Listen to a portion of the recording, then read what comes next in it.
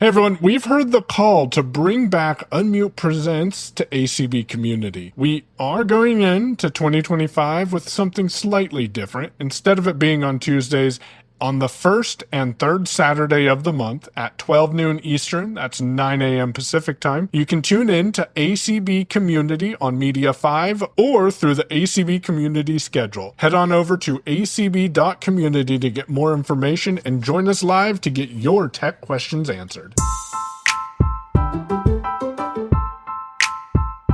Hey everyone, Marty here, and I'm back with a friend of the show, a friend of mine, Patrick Burton from Speakaboo. How are you?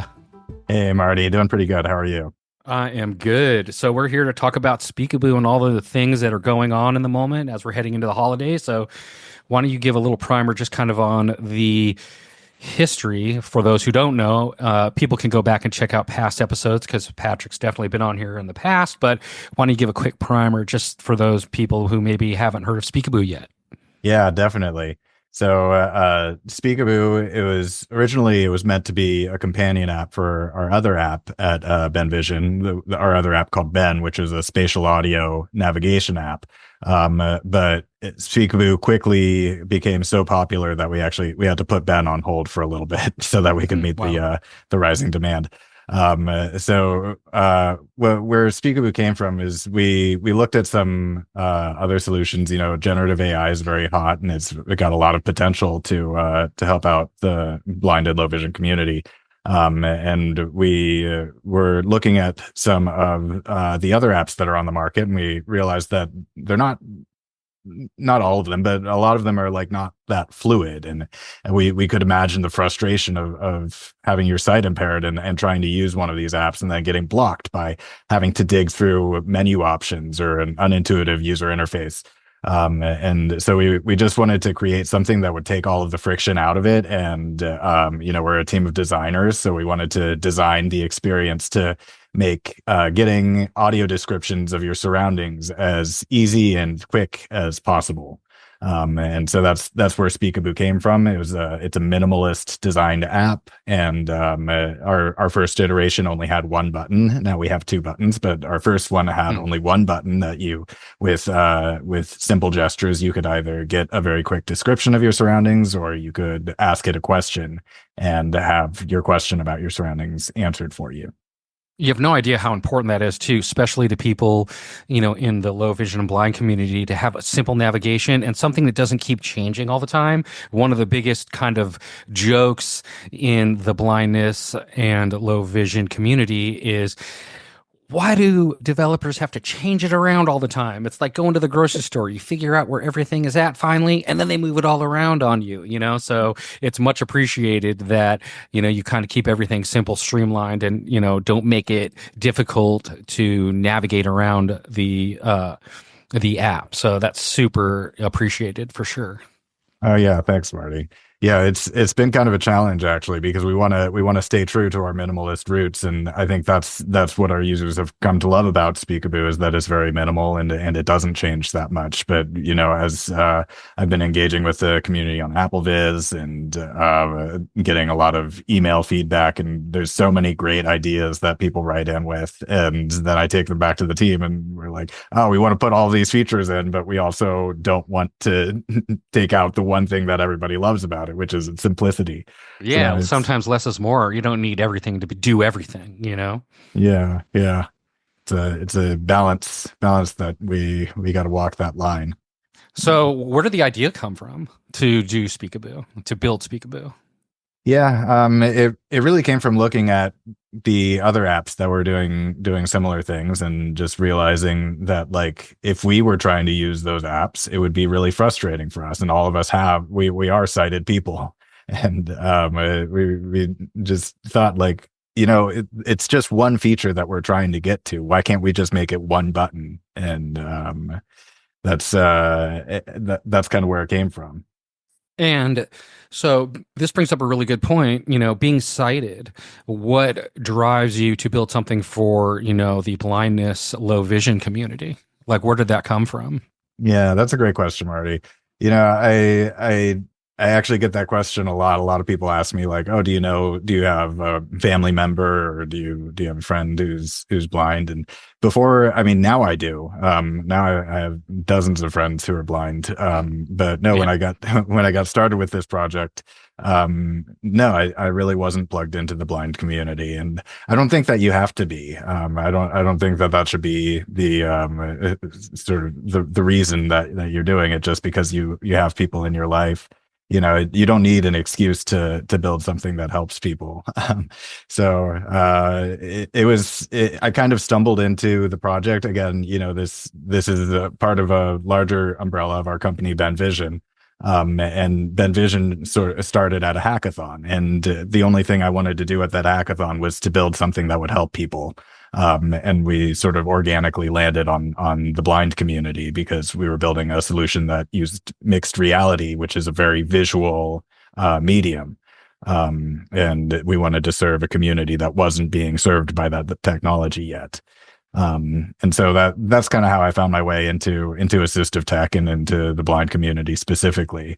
And then once I started building for Ben Vision, I reached out to my local charity for the blind, the Whole Foundation Learning Center for the Blind, which is actually how you and I met. Yep. And yeah, they welcomed me in with open arms. They were really they were and they still have been just amazing people to work with, and have really given me a lot of opportunities to plug myself into the community.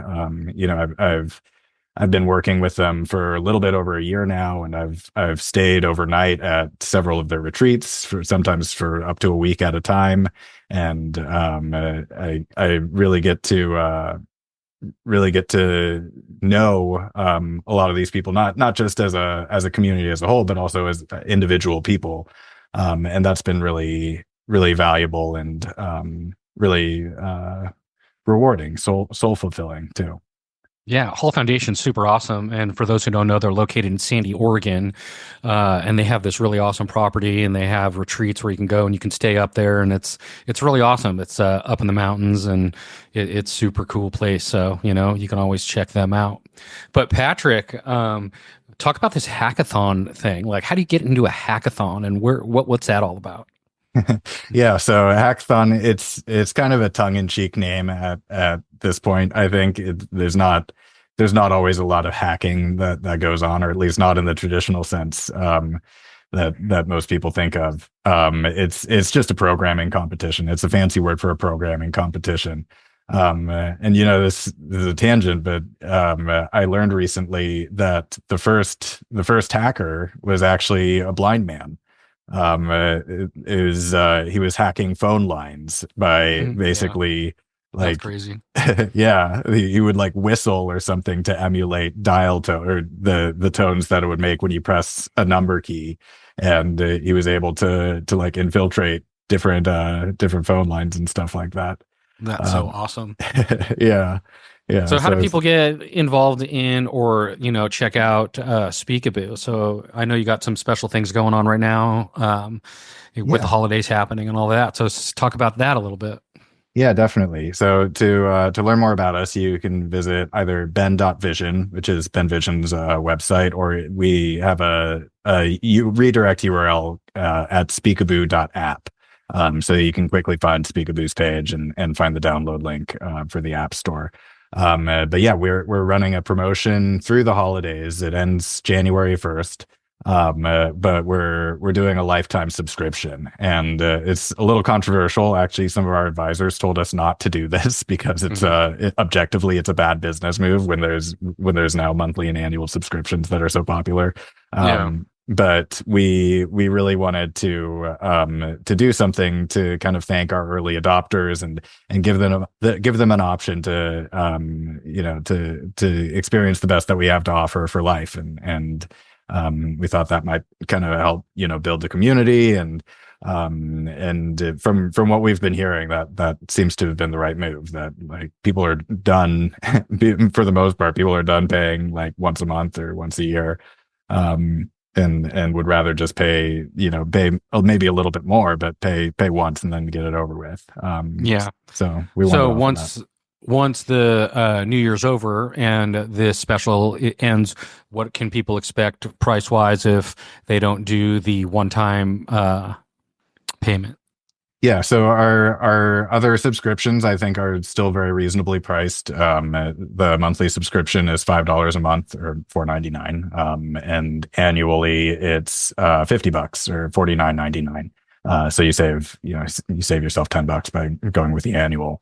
And we don't plan to change that anytime soon. And so we want to keep it all very reasonably priced, and that's for the premium option. Speakaboo Free still has all of the essential features, everything that the community came to love about Speakaboo to begin with, which is that all important tap or double tap to quick describe and tap and hold to ask a question. That feature will always be available for free, and we've also added. We will continue to add and continue to build on the free version to add that support for essential features. Like at first, we didn't have a distinguisher between metric and imperial measurements. Now we do have a toggle for that. We just came out with language support for Spanish, French, German, and Hindi. Awesome! Yeah, and that's all available in the free version. Awesome. Yeah, that's great. And you were also talking about a little bit at the top of the show about AppleViz. So you want to talk about that a little bit? Oh, yeah. So AppleViz, I was delighted to see just a couple days. I was delighted to learn that Ben Vision, the makers of Speakaboo, were up for the Developer of the Year award on AppleViz. That's amazing. Yeah. So everyone's got to go out and vote on AppleViz. Yeah, that would be incredible. It's such an honor just to be nominated. Definitely. Yeah. That's awesome. So, yeah. And also, you said that you had another thing that you've got coming that you kind of wanted to tease a little bit. Yeah. Really excited about this new project. So myself and Vazé, who was on this show previously, he's my co-founder. We built something. We built a new app for another hackathon, which was hosted by Google. And this app is called Viddy Scribe. And what it is, it's a platform. You can go to viddyscribe.com. It's live right now. You can go to Viddy Scribe and drag and drop any video, as long as it's within the time constraint limit. There is a time constraint because it's using AI. But you can drag any video in there and then get it sent back to you fully audio described using artificial intelligence. Yeah, that's incredible. You're going to have to come back and give us a full demo on that once it's ready to go. Yeah, I'd be happy to. I'm really excited to share more about that. That is awesome. So, Patrick, just before we go, why don't you give everyone how to get a hold of all the things that you do and where you're at and how to find Speakaboo? Yeah. So you can learn more about Ben Vision, my company, which makes Speakaboo, at ben.vision, or you can just go directly to Speakaboo by going to speakaboo.app. And Viddy Scribe, our new award-winning platform from the Google Hackathon, that's at viddyscribe.com. That's viddyscribe.com. And those are my three little plugs. Awesome, Patrick. Thank you so much for being here. And everyone, go check out all the things that Patrick's building and has to offer. They got some great stuff over there. And if you want to check out everything we got going on, you can check out our website at unmute.show. And if you have questions, comments, or anything else, you can always reach us at feedback@unmute.show. And we will see you next time. Thanks, Marty. The music used in this content was thanks to Andre Louis and his Shorts collection.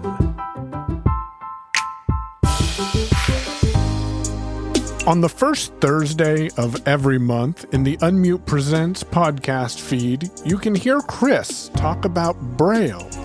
and the technology used with Braille, then and now. The show's at your fingertips, and you can get it by subscribing to the Unmute Presents podcast feed. Make sure that you're subscribed or head on over to unmute.show to search out old episodes.